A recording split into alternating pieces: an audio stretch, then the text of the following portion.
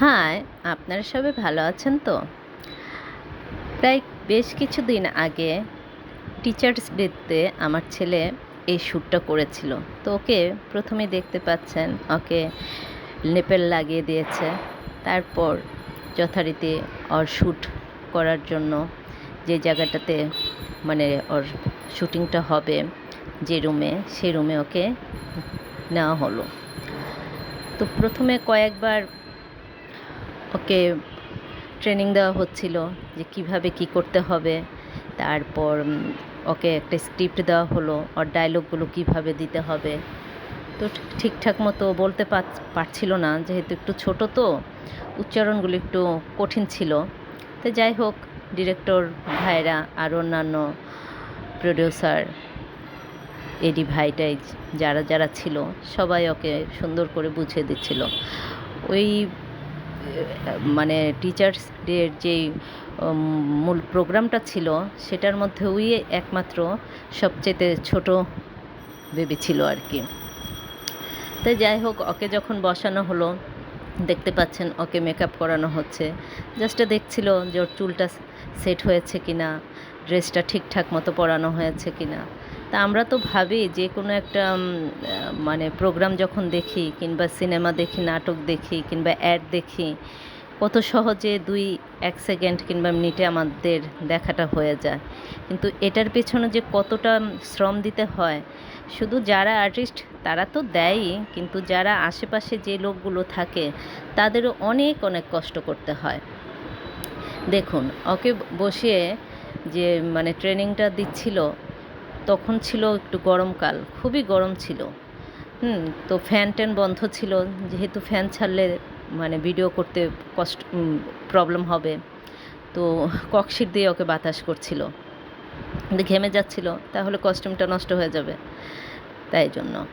তো যাই হোক, তা আমরা ভাবি যে 2-1 সেকেন্ডের মধ্যে কিংবা মিনিটের মধ্যে আমরা একটা অ্যাড দেখে ফেলি, কিংবা 3 ঘন্টার একটা ছবি দেখে ফেলি, কত সহজেই না সব কিছু হয়ে যায়।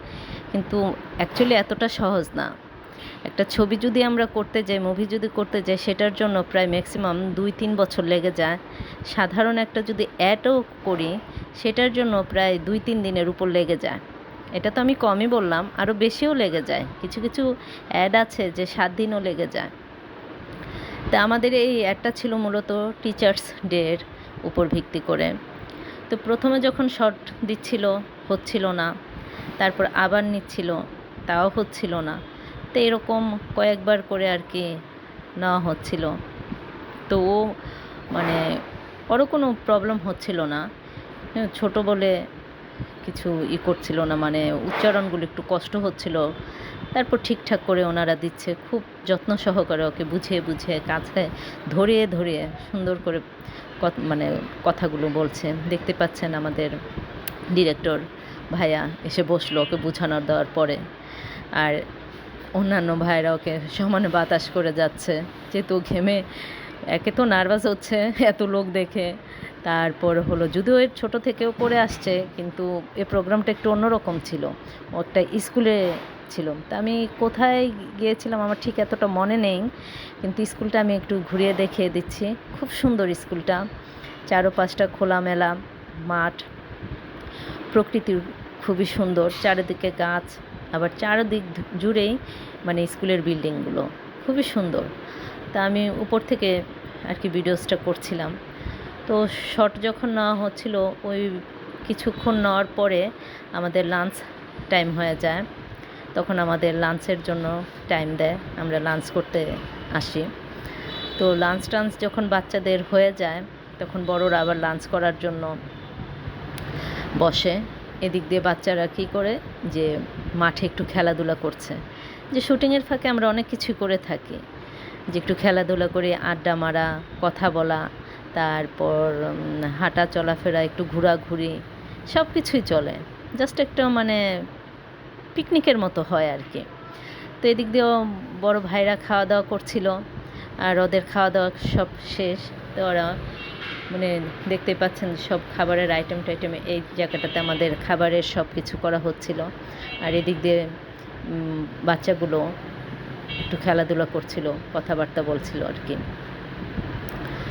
তো আমরা যখন এই শ্যুটটা দেই তখন ভোর 5:30 6টার দিকে আমাদের বের হয়ে যেতে হয়।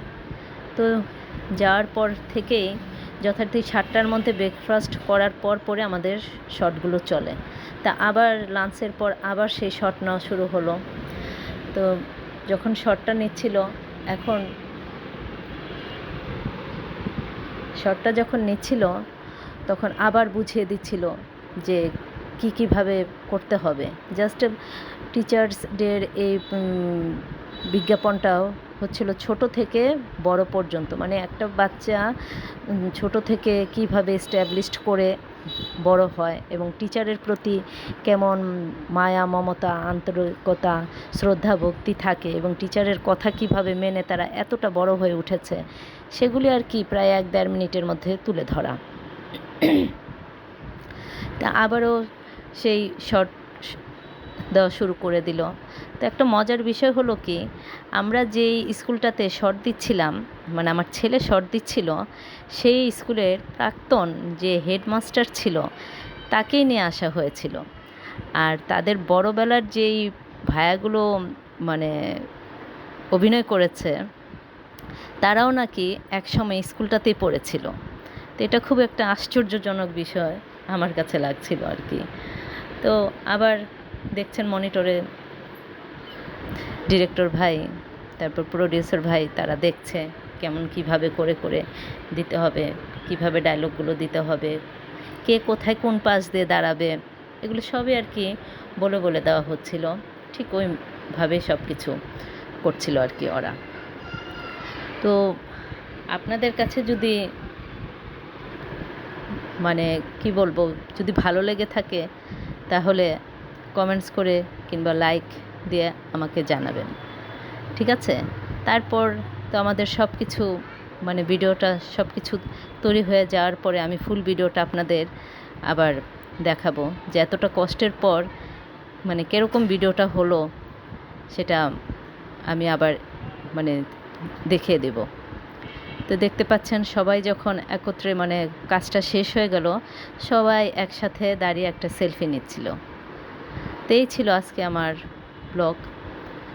তো আপনারা যে যেখানে থাকবেন ভালো থাকবেন, সুস্থ থাকবেন এবং আমার একটা ইউটিউব চ্যানেল আছে, সেই চ্যানেলটার আপনারা একটু দেখার চেষ্টা করবেন। তো আমাদের কাজটা যখন সম্পূর্ণ শেষ হয়ে গেল আপনারা দেখতে পাচ্ছেন প্রায় অলমোস্ট ডান। কাজটা সারা দিন পর প্রায় আমাদের কাজটা করতে সকাল থেকে প্রায় রাত্র হয়ে গিয়েছিল, রাত 8টা-9টা বেজে গিয়েছিল। তো সব যখন ঠিকঠাক তখন সবার এখন বাড়ি ফেরার জন্য রেডি হচ্ছি। আমাদের কাজ অলমোস্ট শেষ।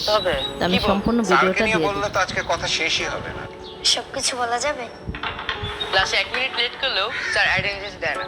আজকেও লেট? জ্যামের হচ্ছে তার কত দিবি? যা বাইরে দাঁড়া। আজকাল রাস্তায় যে জ্যাম, একটু তো লেট হতেই পারে কিন্তু কোনো ছাড় দেয় না।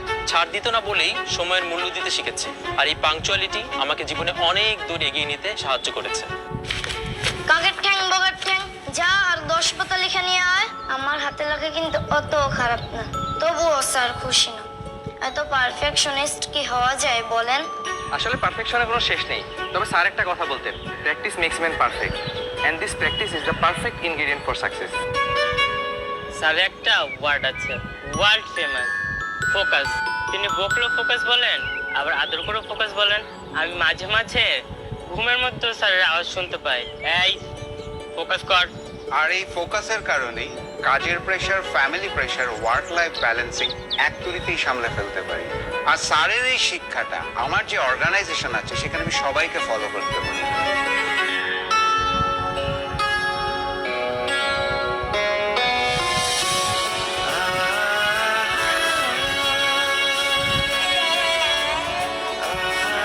আসলে ছোটবেলার এই শিক্ষাগুলোকে বোঝাটা একটু কঠিন, আমিও বুঝতাম না।